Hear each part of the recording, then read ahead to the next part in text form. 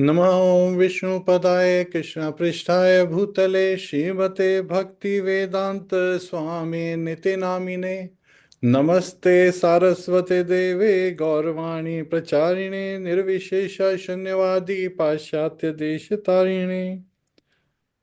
Hare Krishna, dear devotees, you are all very welcome to this session on gems from Srimadbhagavatam. And today we have decided to transition over to the first chapter in the second canto. And I will very quickly share the screen as well as let's do the invocation prayers.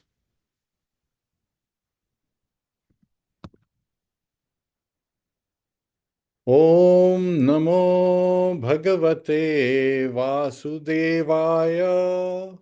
Om Namo Bhagavate Vasudevaya.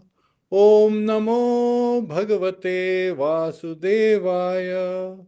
Narayanam Namaskritya Naram Chaiva Narottamam Devim Saraswatim Vyasam Tato Jayamudiriyet Shravatam Swakatha Krishna Punya Shavana Kirtanaha Hridayantastho Bhadrani Vidhunoti Suhasatam Nashtaprayeshu Bhadreshu Nityam Bhagavata Sevaya Bhagavatir Uttam Shloke Bhaktir Bhavti Nashtaki. Hare Krishna, dear devotees. So today we'll be covering how we can move from distractions to devotion. So that's the theme today. And we can all understand all of us are facing constant distractions in our life, constantly busy. We are running. So again, how can we transition those distractions to devotion? So please join us in this session. Let's start with the very second verse of second canto, chapter 1. Shrotavyadini Rajendra Nrinam Sante Sahasrashah Apashyatam Atmatattvam Graheshu Grahamedhinam. Word for word translation. Shrotavya Adini. Subject matters for hearing. Rajendra, O Emperor, King of Kings. Nranam, of human society. Santi, there are. Sahasrashaha, hundreds and thousands. Apashyatam, of the blind. Atma Tattvam, knowledge of self, the ultimate truth. Graheshu, at home. Graha Medhinam, of persons too materially engrossed. Translation and purport by His Divine Grace A.C. Bhaktivedanta Swami, Srila Prabhupada. Srila Prabhupada ki jai. Those persons who are materially engrossed, being blind to the knowledge of ultimate truth, have many subject matters for hearing in human society, O Emperor. Devi, would you like to read the purport? Hare Krishna. All right, so if you can scroll. Yes. Can you see it? Prabhupada ki jai. In the revealed scriptures, there are two nomenclatures for the householder's life. One is Grihastha and the other is Grahmedhi. The Grihasthas are those who live together with wife and children but live transcendentally for realizing the ultimate truth. The Grahmedhis, however, are those who live only for the benefit of family members, extended or centralized, and thus are envious of others. The word Medhi indicates jealousy of others. The Grahmedhis, being interested in family affairs only, are certainly envious of others. Therefore, one Grahmedhi is not on good terms with another Grahmedhi, and in the extended form, one community, society, or nation is not on good terms with another counterpart of selfish interest. In the age of Kali, all the householders are jealous of one another because they are blind to the knowledge of ultimate truth. They have many subject matters for hearing, and we all know about this: political, scientific, social, economic, and so on. But due to a poor fund of knowledge they set aside the question of the ultimate miseries of life. What are they? Miseries of birth, death, old age, and disease. Factually, the human life is meant for making an ultimate solution to birth, death, old age, and disease. But the Graham-Edis, being illusioned by the material nature, forget everything about self-realization. The ultimate solution to the problems of life is to go back home, back to Godhead. And thus, as stated in Bhagavad Gita, chapter 8, verse 16, the miseries of material existence, birth, old age, death, and disease are removed. So, Prabhuji, you want to continue with the next paragraph?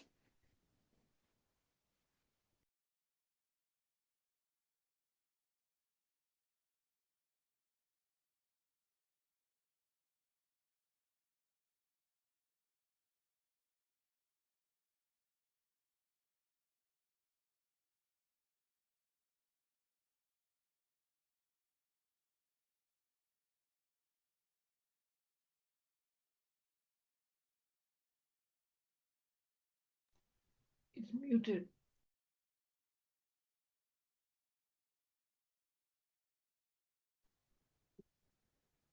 We can't hear you, Prabhuji, I think. Thank you for letting me know. The process of going back home, back to Godhead, is to hear about the Supreme Lord and His name, form, attributes, pastimes, paraphernalia, and variegatedness. Foolish people do not know this. They want to hear something about the name, form, etc. of everything temporary, and they do not know how to utilize this propensity of hearing for the ultimate good. Misguided as they are, they also create some false literatures about the name, form, attributes, etc. of the ultimate truth. One should not therefore become a Graham-Edhi simply to exist for envying others. One should become a real householder, Grahastha, in terms of the spiritual injunctions. Hare Krishna. Now we can quickly cover the next few verses as well. Nidrya riyate naktam vyavayena savavaha divachate haya rajan kutumba varadena va. The lifetime of such an envious householder is passed at night either in sleeping or in sex indulgence, and in the daytime either in making money or maintaining family members. Text 4. Dehapatya kalatradeshva atma sanyeshva satsva api tesham paramato nidhanam pashyan api na pashyati. Translation. Persons devoid of Atma Tattva do not inquire into the problems of life, being too attached to the fallible soldiers like the body, children, and wife. Although sufficiently experienced, they still do not see their inevitable destruction. Now, this one is very famous verse. Text 5. Tasmat Bharat Sarvatma Bhagwan Ishvaro Hari Shotavya Kirtitavyascha Smartavyascha Chechatha Bhayam. O descendant of King Bharat, so Shukdev Goswami is addressing Maharaj Parikshit. One who desires to be free from all miseries must hear about, glorify, and also remember the personality of Godhead, who is the super soul, the controller, and the savior from all miseries. And text 6. This is where the transition, fifth and sixth transition from distraction to devotion. Etavan Sankhya Yogabhyam Swadharma Parinishthaya Janmalabha Parapumsam Ante Narayana Smritihi. Translation. The highest perfection of human life achieved either by complete knowledge of matter and spirit, by practice of mystic powers, or by perfect discharge of occupational duty is to remember the personality of Godhead at the end of life. Hare Krishna, please join us for Guru Prati to receive the blessings in Parampara. Namo Vishnu Padaya Krishna Prishtaya Bhutale Srimate Bhakti Vedanta Swami Niti Namine Namaste Saraswate Deve Gaurvani Pracharine Nirvishesha Shunyavadi Pashatya Deshitarine Om Jnana Timirandasya Jnananjana Shalakaya Chakshurunmilitam Yena Tasmai Shri Gurave Namaha Mukam karoti vachalam pangum langhayate girim. Yat kripa tadaham vande shigrum dinataranam. Hare Krishna, Krishna Krishna, Hare Hare. Hare Rama, Rama Rama, Hare Hare. Hare Krishna, dear devotees. So I just want to draw your attention to Niranam Santi Sahasrashaha. So Sahasrasha can also be said to be hundreds of thousands. But Srila Prabhupada translated hundreds and thousands, while the same word as Sahasrashats, Lakshmi Sahasrashatsa Brahmya Sevya Manam, here he is calling Sahasrashat is hundreds of thousands. So unlimited. That's why in the translation he makes it that there are many subject matters. And if we were to count how many YouTube videos are loaded on mundane subject matters, it will definitely go beyond hundreds of thousands, means over lakh every day. So I just wanted to draw your attention to this fact. And there are some amazing lessons that we get from these verses. As Srila Prabhupada also revealed, that there are constant challenges in our life, right? We are all facing challenges. We are all constantly seeing things with our limited vision, right? So this is very important that, just think to yourself, how many of us are feeling overwhelmed by the distraction of modern life, the need to be up to date in current times, where it's focusing on work, social media, and constant pressure to achieve something. There's always a new target. We talk about this mirage in the desert. This is what is a reflection that everyone is chasing a material goal, but it's actually a mirage. And what is happening is that is distracting us. So this life becomes, full of distractions. There can be some subtle distractions and some obvious ones that people setting goals to achieve something. And these distractions in material endeavors and material goals, they keep us from having the deeper truth of existence, which is the realization of who we are. Atato Brahma Jigyasa. To make that inquiry, who am I? Kiyami, as Sanatana Goswami said, by taking a blade of grass between his teeth, approaching Chaitanya Mahaprabhu. Now, Sanatana Goswami, he is not a simple person, and he is asking, who am I, to Chaitanya Mahaprabhu. He is a great scholar, and yet he is approaching in a humble mood. So this is what happens when some revelation happens. We actually acquire a very humble mood. And this reminds me of a beautiful story, a short story, where this point really shines out.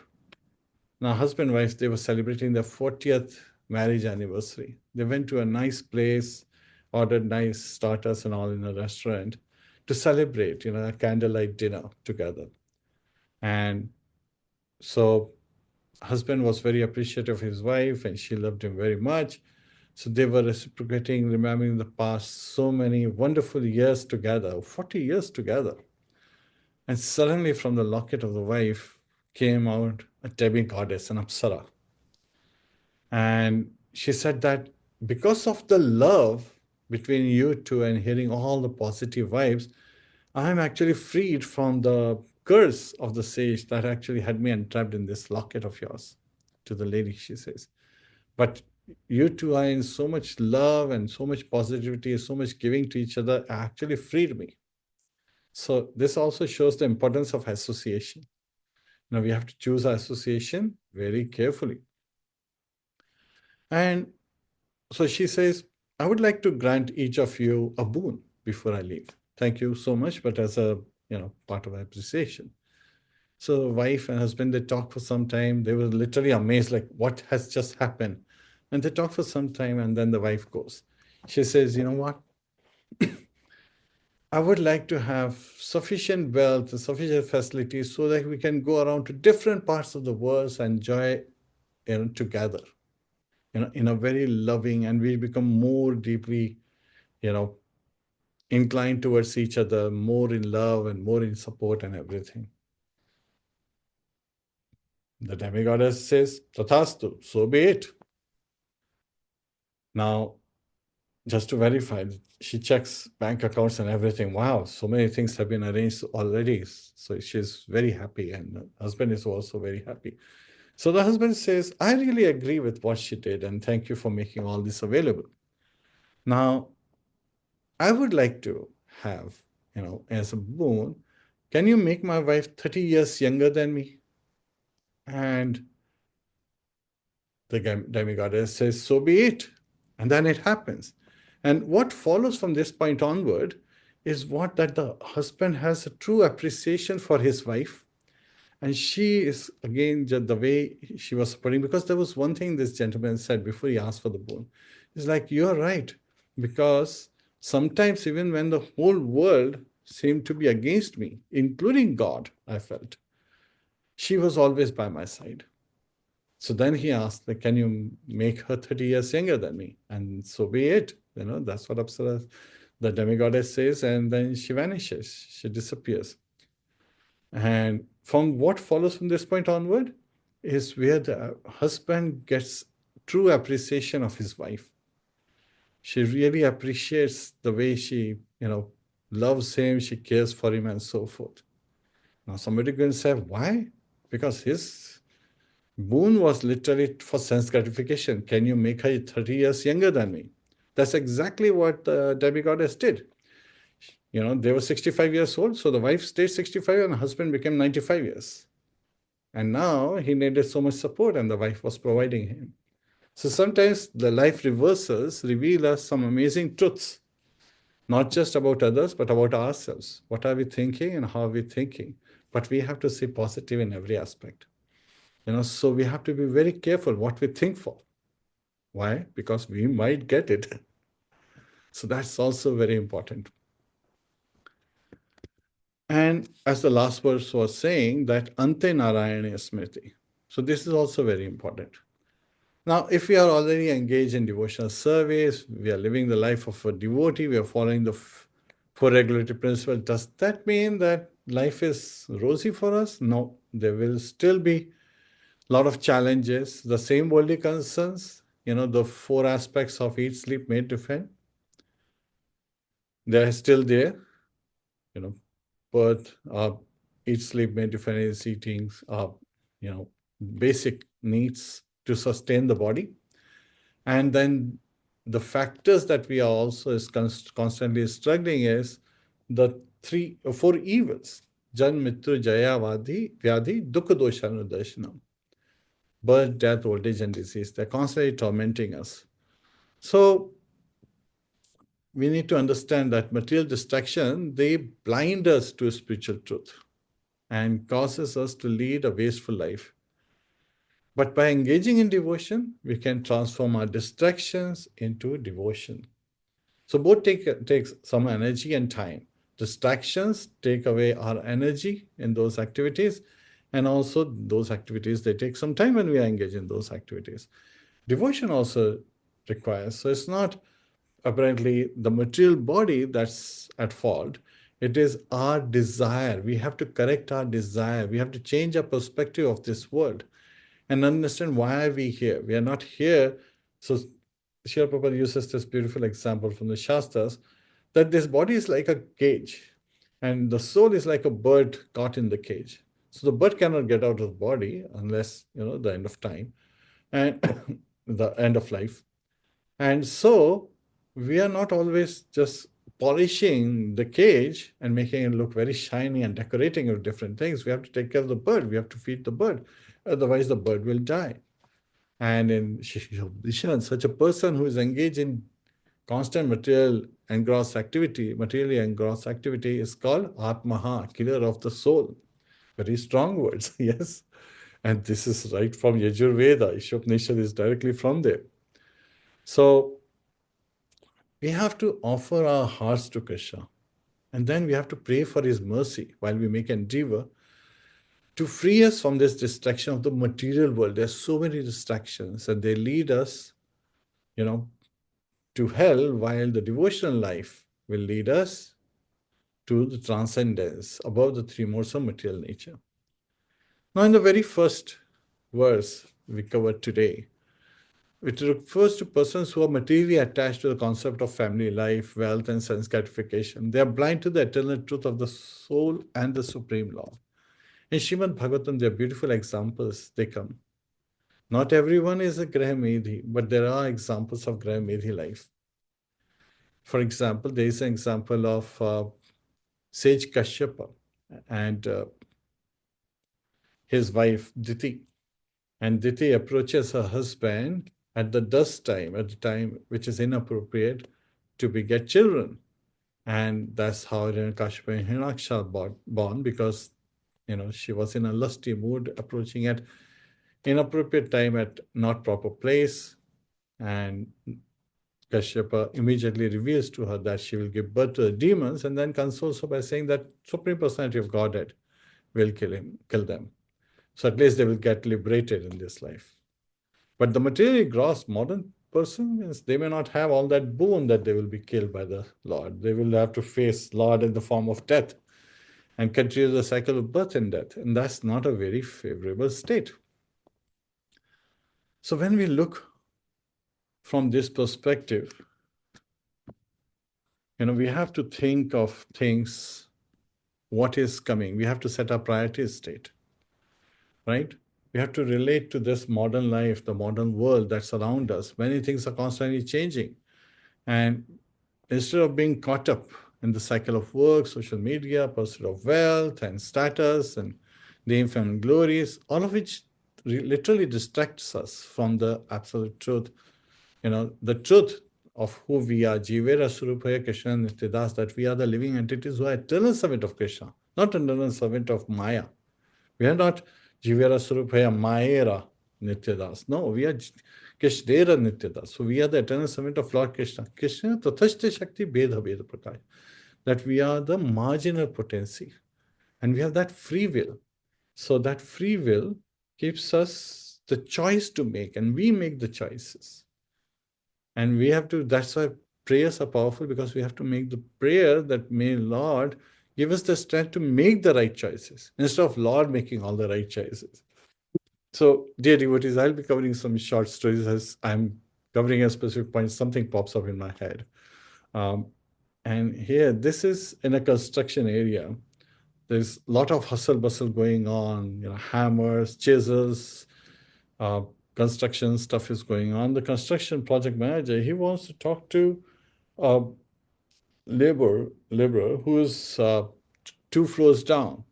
So he's calling out, he's shouting, but the laborer has his hat, the hard hat, so that if something falls on the head, he doesn't get injured. And he's busy in his work. He's, trying to fix something. And the project manager is not able to get his attention. So this guy thinks, maybe money will attract this person. So he takes out a $100 note and then, folds it and throws. The laborer looks at it, wow, $100 note. He immediately sees it come by, picks it up, opens it, folds it, keeps it in his pocket and continues to work. So maybe the manager thinks one wasn't enough. Maybe the second one will get his attention. Puts another one and then throws again this time. Well, he looks at the note and he's like, wow, another $100 note. Yeah, that's nice. He takes it, folds it, keeps it in his pocket. Then the project manager says, maybe it wasn't enough. Maybe I should put 5 of them together. He puts 5 notes and $100 notes and throws. That's like $500. So, the laborer is amazed. He's like, wow, I see another bundle of like 5. Okay, he picks it up, folds it nicely, keeps it in his pocket. The project manager thinks maybe he needs more enthusiasm. So throws another $500 note, together as a ball. And the guy just picks it up, puts it in his pocket, continues to work. And now the manager is a little annoyed, why is he not paying attention? I have been calling him for so much. So he picks up a small stone and throws, and the stone hits the hard hat of the laborer. He immediately looks up. So it's like, oh, he wants me. So the project manager is able to communicate. What is important is, because when the stone hits the hard hat, the laborer is thinking, who's this who's hitting me? He's thinking in this way. And that is the general tendency in the material world. When Lord is giving, one gift after another, blessing us with so many material facilities, we are thinking, yes, this is all my labor. This is very nice.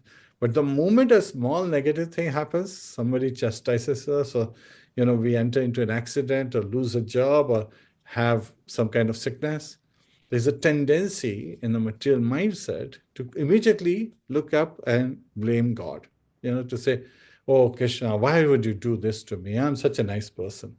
Well, he's trying to get our attention, but with good times, we don't pay attention. Well, he's the one who's granting us those good times. And in this regard, Sant Kabir, he has said a beautiful thing. दुख में सुमिरन सब करे, सुख में करे न कोई, जो सुख में सुमिरन करे, दुख काहे को होए. When the good times, then nobody engages in devotional service. When there is bad times, then people engage in devotional service. But more blaming or trying to get out of that state. So pious people, they are in the artho jigyasya arthati, gyanishcha bhatashva. So these are the chatur vida bhajante ma. Lord Krishna reveals in the second chapter of Bhagavad Gita that 4 kind of people, they take shelter. Pious people. They are not devotees yet. They are just pious. They are good mindset. They appreciate things in life. While the demonic mindset, they are naradhama, apradgyana, surim bhavam ashrita. So they are just opposite. They are blaming everything. Their mind, the intelligence has been stolen by Maya, and they have the asuri bhav, demonic mindset that I am Lord of everything, I will prevail, I have defeated all my enemies. This is the material mindset, And the foolish people, they are like asses. And this has been stressed in these verses as well. That such people, they are spending the night either in sleeping or in sex indulgence, and all day they are engaged in heavy, hard labor and constantly thinking how to get name, fame, and glories. And of course, wine and money and those kind of abominable things, their focus is in this direction. And so they're losing their time for what? For temporary things. And they are graheshu grahamedinam. So again, they are, living but in a household, but they're not living as per the scriptural injunctions as grahasthas. They're living as grahamedhis. That means they're envious of people around them. That's also demonic nature that has been highlighted in these verses. So we have these various tendencies when we engage in material world, and somebody could say, oh, devotees, they got it easy. Everything they take shelter of Krishna, Krishna provides for them. No, Krishna gives the same challenge to a devotee as he gives to a non-devotee, to a materialist. But there's a difference. The response of a materialist is different versus a devotee. A devotee is thinking, oh my Lord, I may have committed so many sinful acts in my past births, but you have reduced the punishment to so little. And thus, you're helping me overcome that cycle of reactions of my sinful acts from the past birth. So this is benefiting. So in that, mood of repentance and seeking forgiveness from the Lord, a devotee engages in devotional service much more during hard times than during good times. Yet, but during good times, they are also still doing devotional service manifold than a non-devotee would do. So there is also a difference. They're not looking at, oh, Krishna, why would you do this to me? Why would this happen to me? Why would this not happen to that person? That Prabhu takes 2 sweets and I only take 1 sweet. I got diabetes and he is still healthy. These kind of things come up in people's minds. And this is all because of the material mindset. While we should understand that there are greater purposes in life. So I have known many CEOs and CIOs in the Washington, D.C. area. And there's one CEO, he comes to the temple and he's like, you know what? When I come here, it is just serene, it is blissful, I feel calm. As soon as I walk out, all these material things, they start to occupy my time and energy and so forth. So that is the impact of an environment. Srila Prabhupada said that we devotees can engage in devotional service even under a tree. But why do we create big temples? So that people can come and take shelter of the Supreme Personality of Godhead and get the association of devotees. So this is what I made him realize, that actually it is the association of devotees that you see. And you see how giving their nature is. And you may still come with that nature of taking. But you see their giving nature, it makes you feel that at least you're not threatened that somebody is going to take away your stuff. But rather someone is, there to see you become more happy, more blissful, inquire about greater good, not just for yourself, but to a whole humanity. And it all starts with you as one person. So he was very appreciative of this fact that, yes, devotees are so much giving, they are so much loving and all. And he says, this is why one thing I do. As soon as I'm entering the temple, I turn my cell phone into vibrate mode so that nobody, silence mode, so that nobody distracts me, because this is my time with God. And then my response was to him was, why do you only keep it for that particular time? Why don't you keep it on vibrate all the time? If there is something important, then people will leave you a voicemail. And so many cold calls is something that keeps distracting you. They won't distract you. And he says, yeah, that's a good idea. Let me just do that. And he implemented it. A week later, he comes and says, this has really been more transformative because now I am able to come more to the temple. So now he starts showing up every alternate day to every day. First he was only coming from weekend to weekend, coming to the temple, and he is looking at more ways there is, glories of the holy name are being chanted and so forth. And this is a person who is wealthy, who is successful, but he's feeling spiritually empty. So one thing we learned from this example, and even I got revelation that material success does not guarantee fulfillment. Sometimes we have seen, again, this is another place where there's so many spiritual groups, right? A man is constantly spending, debating his spirituality online. But when I asked how many rounds are you chanting, Prabhu? He's like, oh, I don't have time to chant. So he's missing out on the biggest blessing of Kali age. Hare Nam, Hare Nam, Hare Nam eva kevalam kala nashte avinashte avinashte gatiranyatha.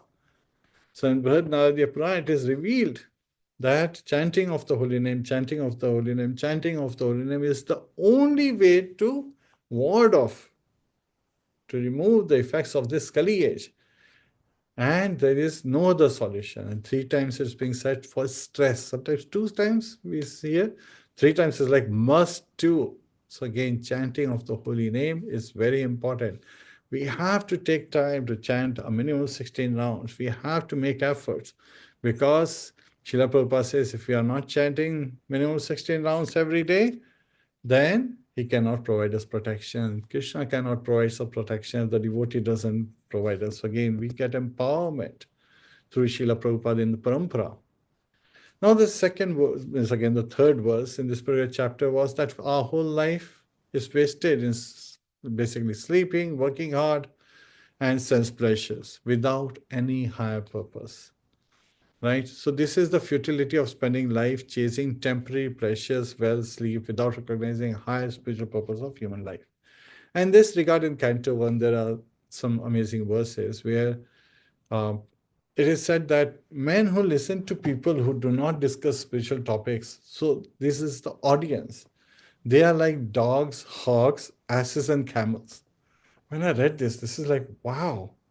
Such people who are engaged in mundane topics, they are, going to YouTube to know, what is the news today, what is CNN talking about, what is BBC talking about, what's Rajya talking about. And all these people, they are like hogs, dogs, asses, and camels. That's pretty strong. And even the leaders, they're like blind leading the blind. That's the state, because whoever they are following, making their role model, those leaders themselves, or those, I would say, the carrier of that information that they are following, themselves are distracted from the true purpose of life. Now, from access perspective, we can relate, because this particular verse and the purpose Srila Prabhupada talks about access. Now, a donkey can get grass anywhere, but it endeavors in hard labor, carrying heavy load for its master, thinking that when my master will be pleased, he will give me, grass. Well, the grass is easily available.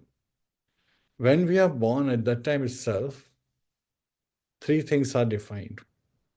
Actually, many other three things are defined. I'm only identifying three of them. The number of breaths we will take. So if you take long breaths, you'll live a longer life. That's one secret. Second is our sustainability in the material world. The pleasures, they are already defined. It's not going to increase, it's not going to decrease. And then our distress, dukh, the kind of challenges that we will face, they are already defined. So at the time of we take birth in this material body, these three factors are already defined. So that's why Jivasa Jivata Yavata. So we have to just sustain ourselves to be able to maintain the body. We should not neglect the body. Srila Prabhupada was very straightforward. A healthy mind resides in a healthy body. So we have to keep our body healthy, not over, not under. So again, we have to have that balance in our life. And also look from the perspective that our time is properly used in devotional service and not wasted. Like asses, we should not be working like donkeys. We should not be in a Ferris wheel, constantly. So again, sometimes we see we have hamster wheel, right? A person, he could be running there's a hamster wheel analogy that the hamster wheel is labeled, one hamster wheel is labeled as carrier and the person is running it. Another one is bills, sometimes jumping from this one to the next with bills, and then to weekend, thinking like, I worked so hard over the week. Now I should enjoy, have some time. So this is how the material energy is distracting. But we are the ones making choice. We cannot blame material energy. We have to take responsibility because it is our choice that matters as what happens to us.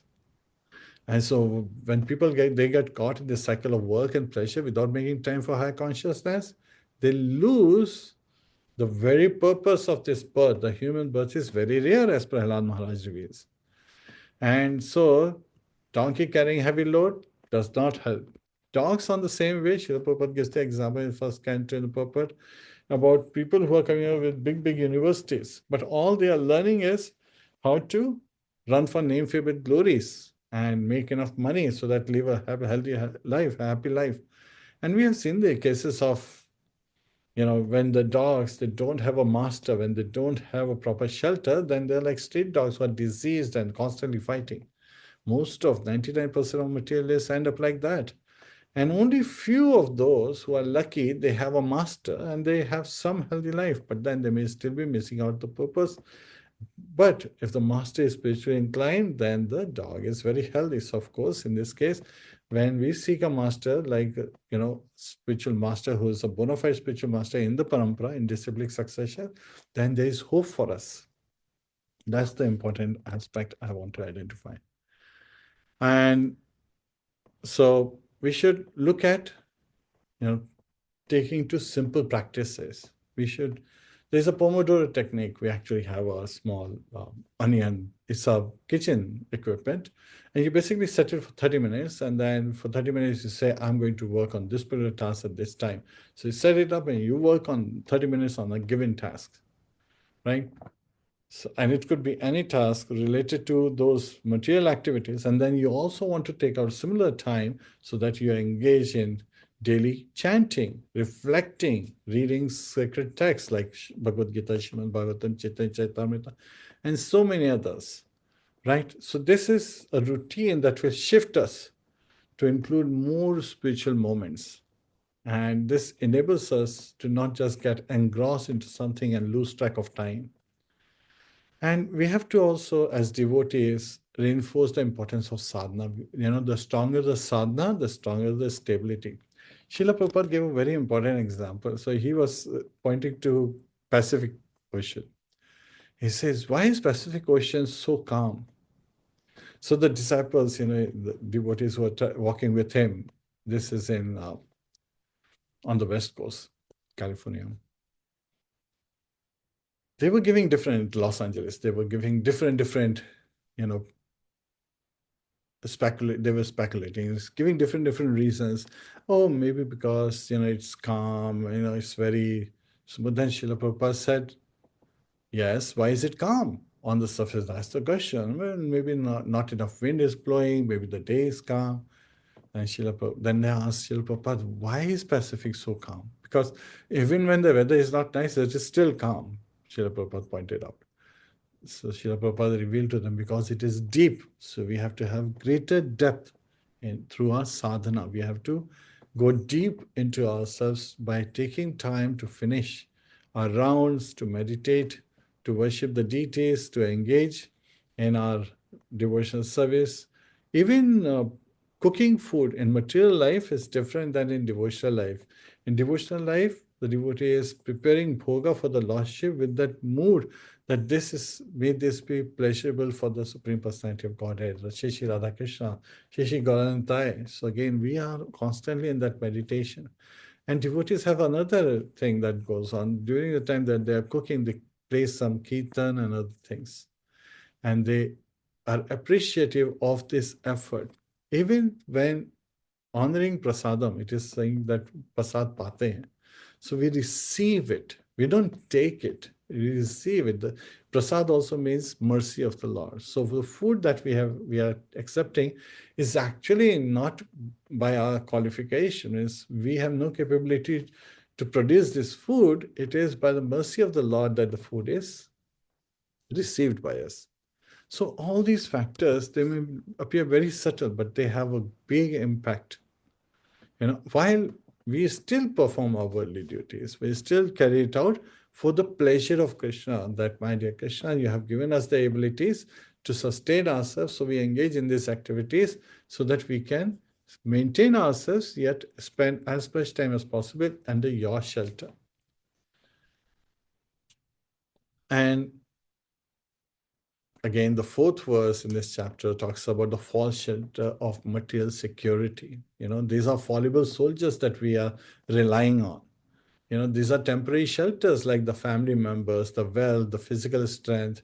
None of them can save us from the inevitable reality of death. We have seen, Srila Prabhupada and the Prabhupada talks about that a man has seen his father has died, has seen his father's father has died, has seen his father's father's father has died.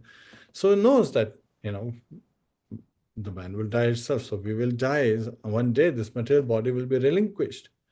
But this is how a non-devotee meets Krishna. But from the perspective of devotee, Ante Narayana Smriti. So again, the purpose of life is at the last moment of life, we should remember Krishna.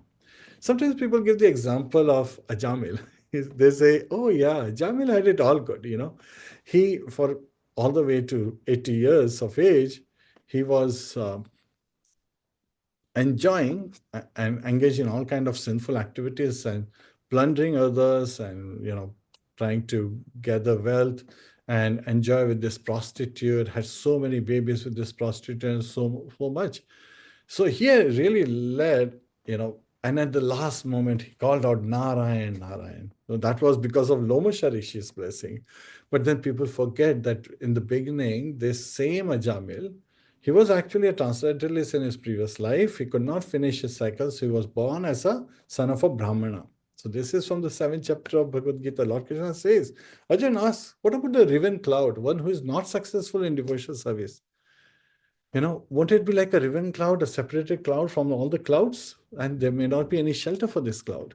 Lord Krishna says, no, actually, a person who is very advanced in devotional service but has not attained perfection in the life gets birth in the family of a transcendentalist. That was the case of Ajamil, that he was born in the family of a transcendentalist.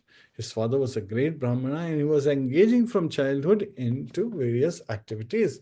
And he was married to a very nice girl and who was also from a Brahmin family. He was leading a very pious life, but shows you the choice he made. But just by seeing, he saw a prostitute, being embraced by a Shudra, and her eyes and the Shudra's eyes were rolling because of liquor. And, he saw them embracing each other in that and, exposed way. And his mind constantly meditating. Dhyate Vishyan Pumsa Sangash Teshu Vijayate. Sangash Sanjayate Kama. Kamat Krodho Vijayate. Krodhat Bhavati Samoha. Samoha Smriti Brahmasat. Smriti bhamsad buddhinasha buddhinashat vinashyati. And that's how his vinasha started, because he was constantly dhyate vishyantamsa. His subject matter was that embracement of this prostitute with this Shudra man, and he was constantly meditating on her, and he developed attachment towards this prostitute. And so the karma, it arose. But then when he's not able to get that, then Krodh comes, right? So he is mistreating his family members, bringing her as a maid servant in his house, and even throwing his parents who were at old age out of the house. He rejects his wife. He's living with the prostitute. Krodhat bhavati sammoha. So again, this is where illusion starts. Sammoha smriti bhamsad, the memory is bewildered. Smriti bhamsad buddhi nasha, and the intelligence is destroyed.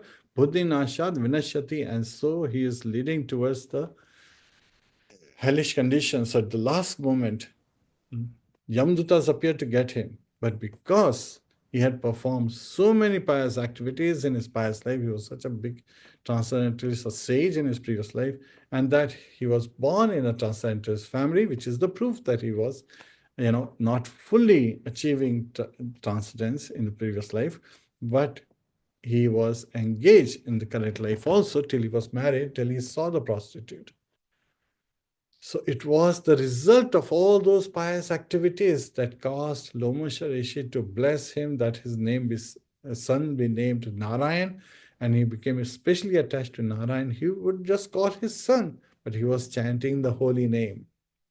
Every day, everything he was doing, he was so attached. Narayan, come here, sit with me. Narayan, come here, let me, look at you. Narayan, come here, drink with me. Narayan, come here, eat with me. Narayan, come here, let me play with you. All the time he was chanting offenselessly Lord's name. And so at the last moment, Narayan, his boy, was just playing close by when the Yamdutas appeared, and because of his fearful state, he called out Narayan, Narayan twice. But it was induced by the Supreme Personality of Godhead, because Lord says, Matta Smriti Jnanam apohanam cha. From me comes remembrance, knowledge, and forgetfulness. So yes, the association of prostitute caused him to forget, but it is the Lord's mercy that caused him to remember. And the last verse is basically talking about how we have to understand our true perspective, that we have to gain freedom from this material entanglement through Sravanam and Kirtanam. So it's by hearing and chanting about the Supreme Lord. So again, this is the 5th verse, that we can attain, smartavya, shotavya, kirtitavya, cheta. Again, so the fear is completely destroyed. That is the important aspect that the 5th verse talks about. And sometimes we see the teenagers, they are constantly battling anxiety and stress, but even they experience, solace and peace and bliss through mantra meditation. We do capital Kirtan in our temple for 3 days. And so many youngsters, they come and they're doing Kirtan day and night. It's just like constant 3 days of Kirtanam, Shravanam, Kirtanam, Vishnu Smaranam going on. And the whole environment is so blissful. And you look at these boys and girls and their faces beaming with happiness. Sometimes people may think, outsiders, oh, these people have no care. No, they have the same challenges as your children. They're still going to school. They're still doing jobs just like your children, but they are engaged in devotional activities, and that's where they're finding all this happiness, and they are feeling, how there's an upliftment when we engage in devotional service. So we should try to constantly listen to sacred mantras, attend to kirtans and chanting of the mantras, come to Srimadbhagavatam class, share the gems with each other, inquire, Guhyam Akhyate Prichati.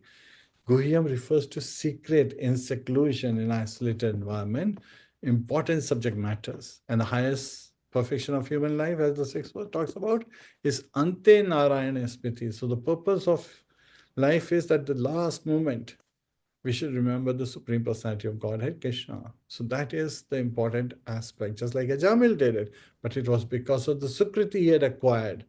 So if we do not know, we have acquired anisokriti, this is our time to start now. Clear example is Gajendra. He was an elephant. But in his previous life as Indradumna Maharaj, he had actually been singing Gajendra Moksha prayers. So those prayers were something that Lord, by his mercy, by Lord's mercy, he remembered those verses and he granted the lotus. He picked up and offered a lotus flower in that difficult state where his leg was being dragged by the crocodile, who was another king who was cursed from the Gandharva Loka by Angira Rishi. So again, this is very important lesson that at the last moment we have to remember the Supreme Personality of God. And Bhagavad Gita, Lord Krishna himself says, Anta kale cha mameva smaran muktva kalevaram yah prayati samadbhavam yati na tastra samshaya. So one who remembers me at the last moment of life, at the moment of death, comes back to me. Of this, there is no doubt. Samshaya. There is no doubt. Hare Krishna, dear devotees. Devi, at this time, would you like to share final reflections? Hare Krishna. All right. Thank you, Prabhuji. Very nice. Many wonderful points. Hopefully, moving forward, devotees can find more and more opportunities to use the time wisely, because life is so short, uncertain, and the lessons we are learning from Srimadbhagavatam, and especially these verses from Canto 2, Chapter 1. I believe the verses are from 2 to 6. And we are having so many lessons. Human life is meant for self-realization. Time should not be wasted in sense gratification. You have given very nice examples from Srila Prabhupada. Even a moment wasted in material talk is a great loss. Time is the most valuable asset. So practically, in day-to-day life, why we should try to start the day with chanting of the holy names, or and reading even few verses of Bhagavatam or Bhagavad Gita. We can make an effort to avoid prajalpa, unnecessary talk, news, social media usage, which is not for Krishna conscious purpose, and replace it with Krishna Katha or Japa. And in this way, we can focus on hearing about the Supreme Lord at the time of death. Well, that has to be a training and practice throughout the life, because death is inevitable, and therefore we should start Shravanam as soon as possible, beginning with now. And Prabhupada talks about in the purports that even the greatest scientists and politicians are helpless before death. He emphasizes on that. So we can prioritize Shravanam, schedule a regular time to hear lectures or read aloud. And we can also make use of audios of Srila Prabhupada's lectures as we do our daily work or we commute to our workplace. Now, it is emphasized in text 4, the only worthwhile activity is glorifying the Lord, which you explained that glorifying Supreme Lord cleanses the heart and gives real satisfaction. Srila Prabhupada has nicely explained heart becomes purified through hearing and chanting. So let us find opportunities to integrate kirtan, soft bhajans in our morning, in our routine, regularly speak about Krishna with our family and friends, or even briefly. And in this way, we will soon see the wonderful change, the transformation, how this glorification of Lord benefits. Like it's explained in the 5th verse, it benefits speaker and the hearer. So both speaker and the hearer are purified and benefited. And this process is universal as it spiritualizes everyone. So practically in our life, we can read verses aloud to our loved ones or even pets, and we have seen it working. We can share a verse or realization daily with someone, even a short message. And the 6th verse has the most profound message, preparation for death. His Holiness Giriraj Maharaj has this book, The Final Exam, and you shared with us the famous pastime of Ajamil. So one can prepare for death by engaging in Krishna consciousness, by remembrance of Krishna through Shravan, Kirtan and Vishnu Smaran. Prabhupada says one who dies remembering Krishna achieves the spiritual world. He explains it nicely in not only Bhagavad Gita and Srimadbhagavatam too. So however way our day has been, let us end it with a short prayer, Kirtan or remembering pastime of the Lord. Let us keep spiritual visuals or names around us on the walls, phones or altars to remind us throughout the day.